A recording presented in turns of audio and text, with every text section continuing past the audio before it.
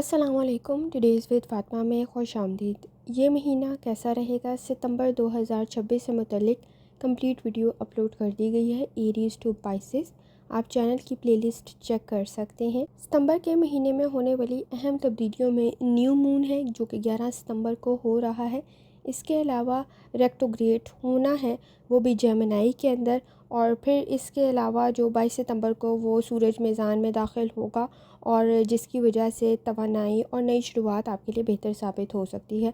तो ये महीना खामोशी के साथ तब्दीली लाने का महीना है, बेहतरी लाने का महीना है और अपने मकासद को बामायनी बनाने का महीना है। टुडे विद फ़ातिमा का अकाउंट आपको यूट्यूब पे भी मिल जाएगा, टिकटॉक पे भी मिल जाएगा, इंस्टाग्राम पर भी मिल जाएगा और इसके अलावा आप हमें फ़ेसबुक पर भी फॉलो कर सकते हैं और यूट्यूब के चैनल को सब्सक्राइब कर सकते हैं, क्योंकि इस चैनल पे आपको रंग से मुतल्लिक, आपकी शख्सियत से मुतल्लिक, आपके तारीख़ पैदाइश और नाम से मुतल्लिक भी मालूमात मिल जाएंगी। तो चैनल को सब्सक्राइब करना मत भूलें। शुक्रिया।